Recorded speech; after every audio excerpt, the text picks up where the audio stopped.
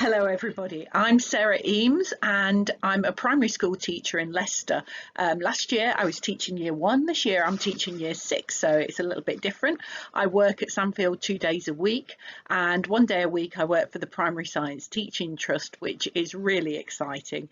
And then the other 2 days and my weekends, I usually spend my time doing primary science or doing things associated with primary science. I've been invited along because I was with Louise on Science on Stage, where again it was fantastic and was really interesting. I have got a few resources here that you might want to have a look at. I've called it Resources for Teaching About Microorganisms, and it can be fitted into the Year 6 curriculum, but it is also quite good to do with children in Key Stage 2. In fact, one of the activities you might be able to do in Key Stage 1. Right, so what I have done for you is I put everything together on a Padlet. I've called it Microorganism CPD, and I'm hoping that all of the links still work, because sometimes they don't, do they? And I've put my PowerPoint there and all of the other things, but on the previous slide I did have my email address, so please do email me if you need any help or any other resources that perhaps I mention accidentally and I've not put onto the Padlet. So one of the first ones is a few years ago, you might remember that there was a big epidemic about swine flu, and the Primary Update people put together a short PowerPoint presentation, but then also lots of questions for the children to try and find out more about it. I think it's got similar parallels to what's actually happening at the moment with the coronavirus, so I think it is an activity which you would be able to do in 1 hour, and is really interesting because it looks at why it spread so quickly. Another activity that's there that's been around for a while, but I've only just realised that actually it's open access on the Manchester University website, and that is bacteria and custard, and is about what happens when a high chair is put away and there's a blob of custard on there, and there's a chart for children to fill in, and then there's challenge cards of things that happen which actually might make the bacteria grow more rapidly and quickly. So again, it fits in with the microorganisms and is an afternoon's activity for the children, which again is really good, and you could probably do this from year 3 onwards. It's got all the teachers' resources there, it's got the challenge cards, and also it's got the pupil card for filling in. One of the other activities is from eBug. I don't know if anybody's going to be doing anything with those activities, but it's one that we actually tried in school, and it was really good fun because we had to get the children to have a squeezy bottle, the type that does a spray on it, and they were making snot and they were seeing how far it could go. And so there were bits of paper that they would stand at different distances and they would spray it, and also we changed the consistency of the liquid, which we did, turn it a greeny yellowy colour and spray it to see what happens and how the splatter pattern spreads out across the classroom really quickly. So that's a really fun activity, and again would probably take you an hour and a half to actually set up, and all the resources are there. One of the activities as well is making a slimy snot, and I've put the link to the Cleeps activity there as well, which is slime time, and of course they follow all the health and safety guidance and give you tips as a teacher as to what to do and what not to do, and I think it's just slime that has been turned a greeny yellow colour. The last resource that I've got on this slide is from the Children Challenging Industry, and that is medicines from microbes. And I know a couple of years ago when I wasn't in year 6, the teachers actually did this because it was all about making the medicines and linking it to their work on microorganisms at the time, and it worked really well. So that has got all of the teacher notes in there as well. So do please have a look at the Padlet and have a look at those activities. They're all ones that you can actually do in an afternoon or one session, if you've got all of the resources to hand before the actual lesson.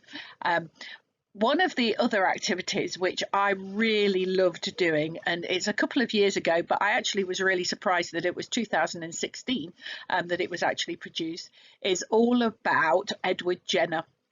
And it was an ASE resource which is really comprehensive, and you could spend a whole week just working on this one resource because it's got so many different activities.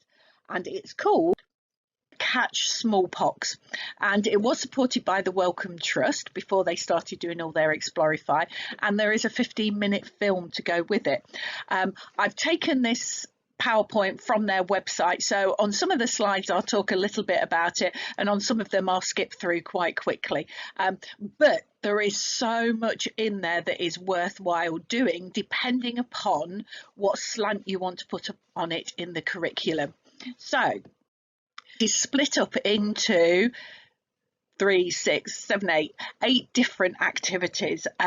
The one that we really love doing, and we did it in year 5 because I went to year 5 and we did it in year 5, was a piece of drama called The Speckled Monster, and about what happened when a village caught smallpox.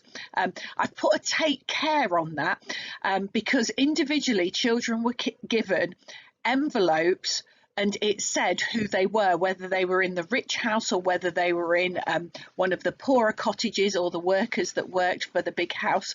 And it had individual names and it had what their jobs were, but also you had the problem that as you told the story, certain people died. Now, it may be a little bit insensitive to do that at the moment, so it might be that you just put the cards on the table and the children don't actually take those individual roles, because we did have some of the children dying and they went and sat in one part of the classroom whilst the rest of the households found out what would happen the next day and what would happen the next day to find out if they actually survived, whether they caught smallpox and whether they actually died. So I've put a take care with that one.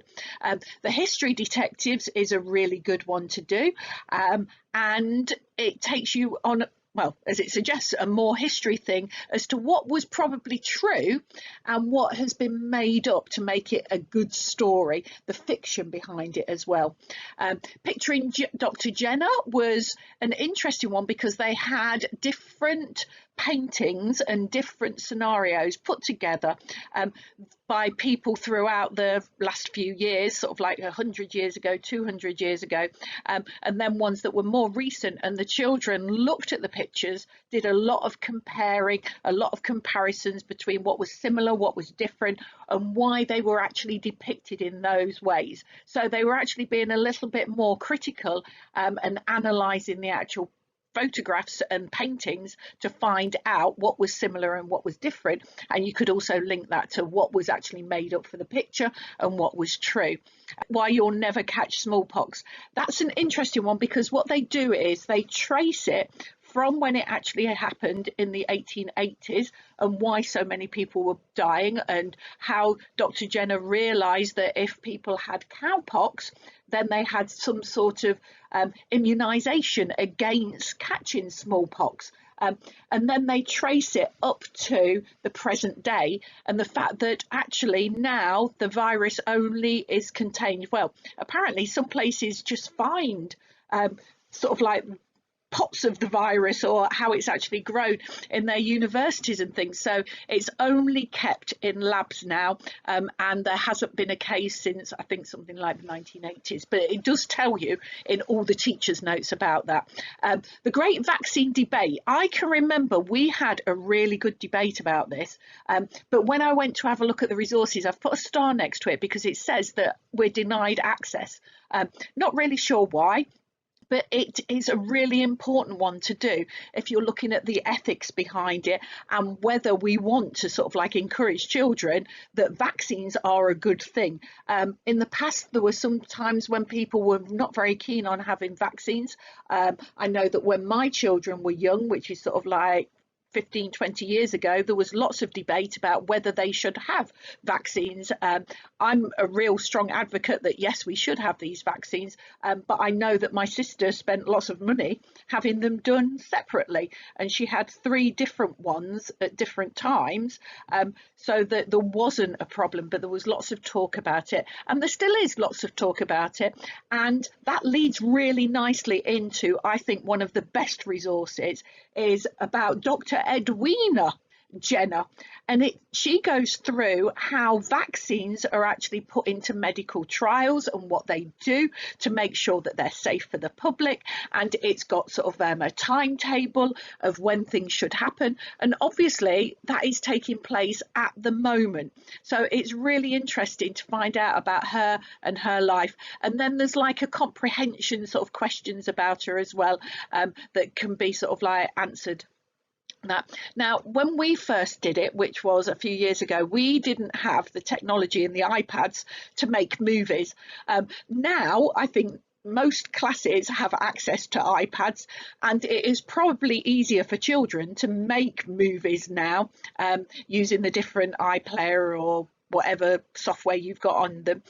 So that is quite a nice one. If you wanted this to be a week's worth of activities or part of a science week, or if you wanted to do a full immersion into it so that the children really understood what was happening, and it's about the children taking ownership and making their own movies based on this story.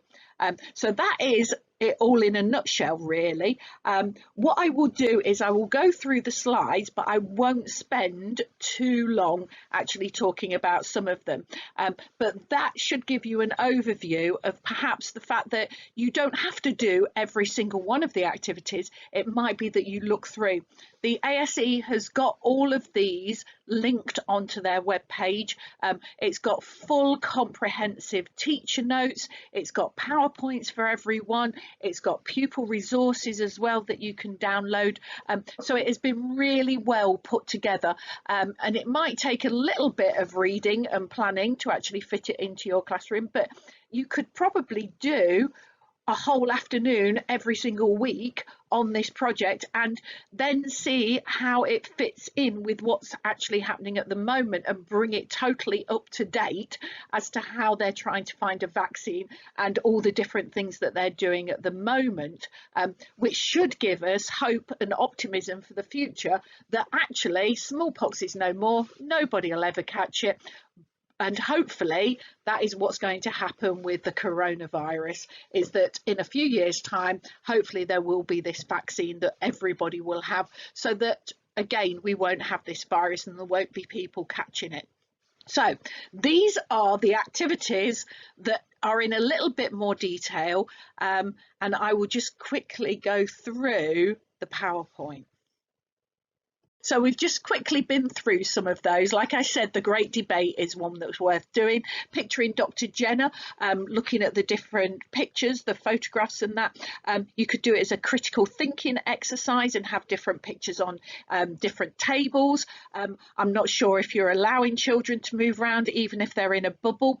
But I know that we've gone back to children just working in pairs because of the situation is at the moment. The 15-minute video is well worth watching anyway, and just discussing what's actually happening in the video and that it's based on something real.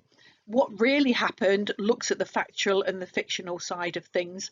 And then picturing Dr. Jenner, I think I've been through that. And the fact that also in this country before coronavirus, one of the main things that we were worried about was measles and how certain areas would have an outbreak of measles and what the authorities would do to try and stop that from spreading, what they would try and do in schools and what the families would try and do and what they would do in the community is very similar to what we're doing here for the coronavirus, but not on such a big scale. So I've been through sort of like some of this. It has got 4 core resources and then 5 enrichment ones. I think I said that there were only 7 of them, but that makes 9, doesn't it? So I'm not sure which ones I've missed out. It does develop all of those skills of working scientifically. It also links with your maths, it links in with your English, the history, how it happened and what's actually happening now, and most importantly, I think for the future of our children is they think about the ethics behind it as well. Is this something that we should do? How do we trust what data we're given?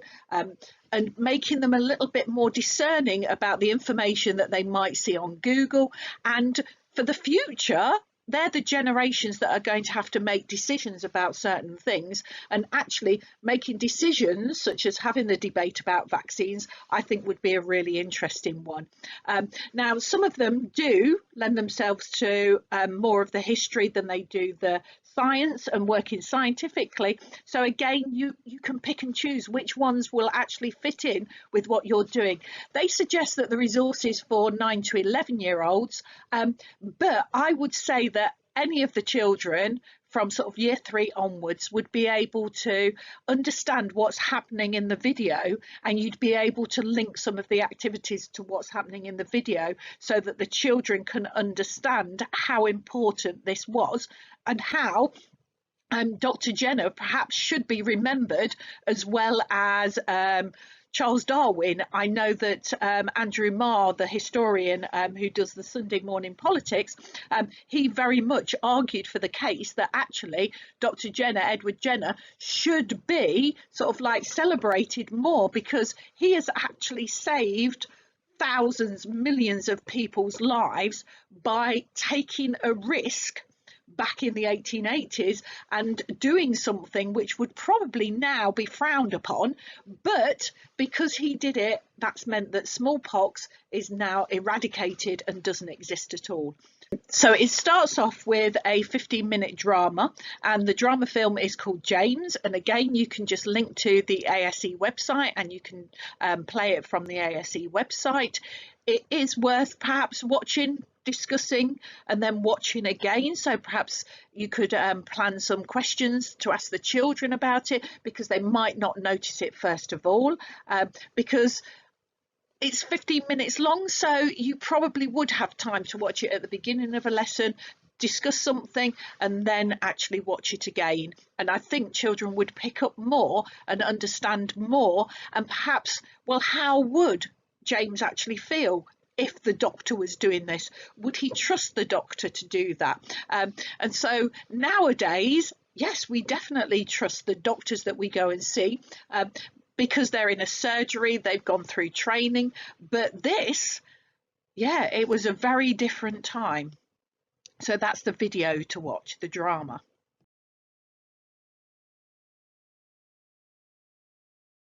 And there's quite a few animations on this. It goes through the different areas that links it with the science, the English and the history. So I'll click through those for you.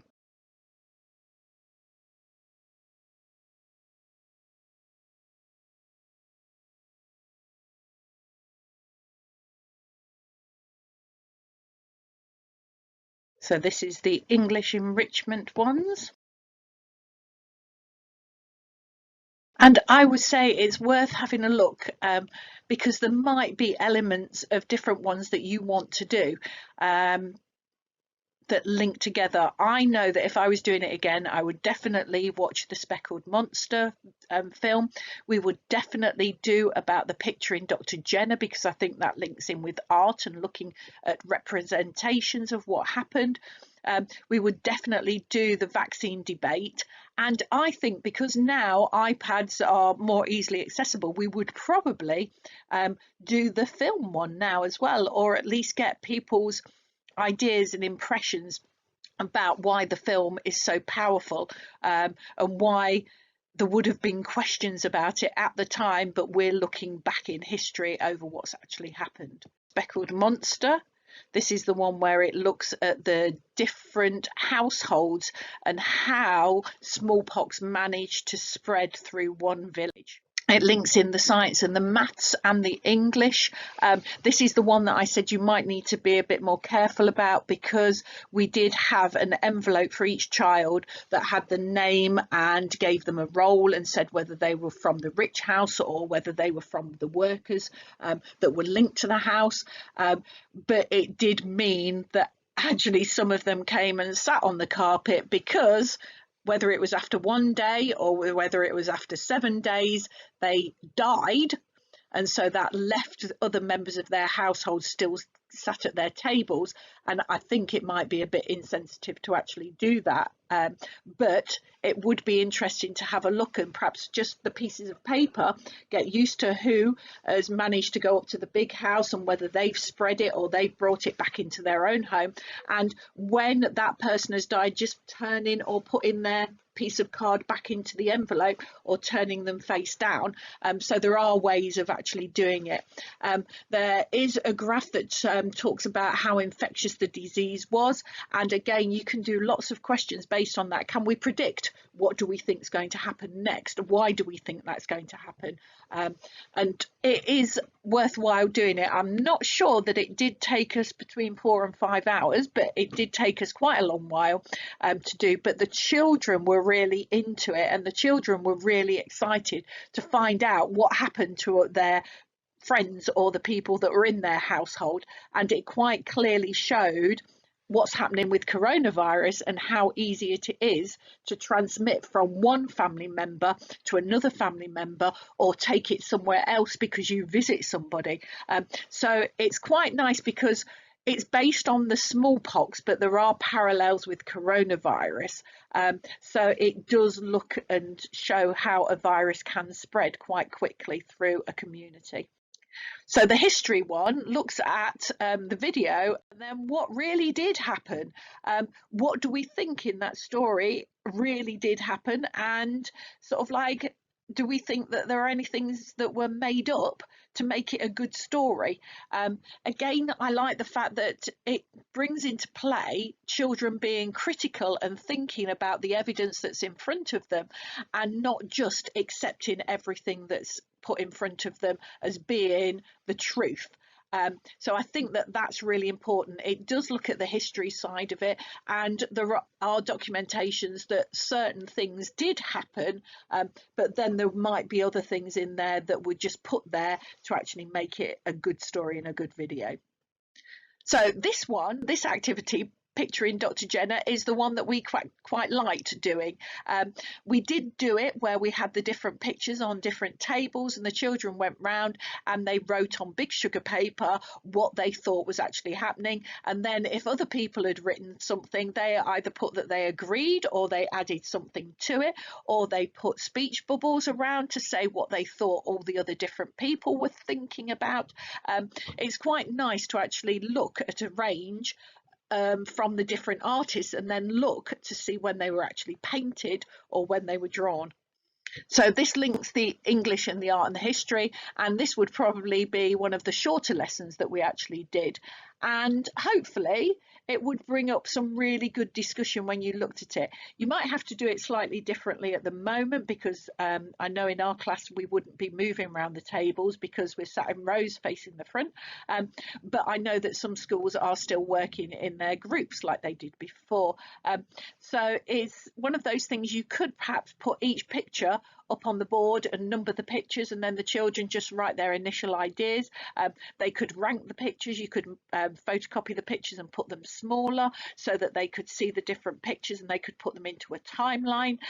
So there are other ways that you can actually do it, and it also links in with the video and looking at the history side. What do we think is the correct history about it, and what do we think has been put into the photo and put into the painting, and why has it been put into the painting?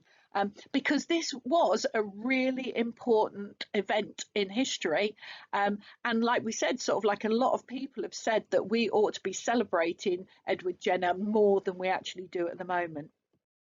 Making movies. Now, we did look at this, and it was one of the things that we did discuss as a class, but we didn't have the iPads even 4 years ago that we've got in school now, and it would be a lot easier to actually make the movies and the children to actually do their own scenes, or be a discussion panel talking about the importance of Edward Jenner. It's one of those things, can they write their own little script for it? Can they sort of like say which character is which? Can they sort of put opinions and facts and fiction in there as well? Can they look at the different camera angles? Should it be a close-in? Should it be a wider shot? So I think that is one that's probably more possible to do now than it would have been a few years ago, and would be quite an exciting one to do, because then you could have a film showing of the children's movies that they've made.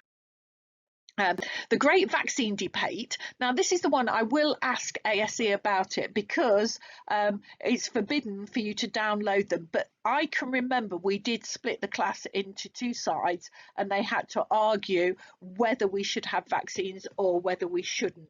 And they did go home and they did ask their parents about their own opinions, and we did debate about whether it was a good thing or not, and we did have a vote at the end of it. So I would say this is a particularly good one to have at the moment with all the things that are going on. And the children were imagining themselves as historians writing a biography of Edward Jenner, and then they imagined themselves as an MP from Dr. Jenner's time and had a debate in the Houses of Parliament. We didn't set it up like the Houses of Parliament, but we did have the children sat on either side of the classroom debating about it and having answers to what they thought the other side might actually say. And they were debating it as though they were in the past, sort of 200 years in the past. But it could be that you update it and it be about what's actually happening now, and why people might be scared to have a vaccination, and why so many people don't take up the offer of the flu vaccination that is available to quite a lot of people free of charge, but there's lots of people that don't take it up, and there's lots of opinions as to why they don't actually take the offer of having the vaccination. So it might be, again, something that they can ask members in their community or their own families about what vaccinations they may have had, or would they, if given the opportunity to have the flu jab, would they agree to it, and why or why not? And then all of the things that the coronavirus vaccines are going through at the moment. Now, this is a brilliant one that I think would be worth looking at. I've looked at the resources again because I couldn't remember it, but because of what's happening, I think looking at what Dr. Edwina Jenner, the immunologist, is doing now is really good. It gives you a timetable for how they set up a vaccine and check whether it works. And of course, 200 years on, we have a lot more ethics to discuss, and there's a lot more things that vaccines, you can't just give them to people, you can't just cut open their arm, and there are lots and lots of things to do. So I would say it's probably worth having a look at this activity and doing this activity, even if you didn't do any of the others. And this is the measles alert. It's all about what happened in Swansea 2013 and what they would actually do to try and stop it. And I think, if I remember rightly, there's a lot of the numbers coming up, and they had to agree on their tables what did they want to do to stop the outbreak. So again, it's worth having a look. I'm not sure it took 6 hours to do, but there was a lot of PowerPoints where I think numbers came up and we plotted a graph. And it might be that you either give the children the graph half done, or you actually give them all the data in one go so that they can plot it at their own rates. And it did link in really nicely, particularly if you're doing this in year 5 and year 6 with some of the maths. So it links in really nicely with that. White smallpox looks at how it's been eradicated, and the fact that this was over 200 years ago that Dr. Jenner found this, but it took another nearly 180 years before it was totally eradicated. And how now would it take so long? So with the coronavirus, is it going to take us 180 years before it's eradicated? So I think there's quite nice things to look at in that, and it does link in nicely with the science and the fact and opinion statements. So they're all the activities. Thank you for listening. I think I've just about done it in the time. If you've got any questions, then please do either email me, or if you wanted to add to the Padlet, or if you wanted to sort of like put something else on the Padlet that you've done, whether it's pictures or work that you've done based on any of the activities, then I would love to see them, because that's what I miss now about speaking to teachers and about seeing what they've actually done. But thank you very much for listening, and I hope you have a great rest of the day, or I'm sure that this has given you a lot to think about. Sorry. Thank you. Bye-bye.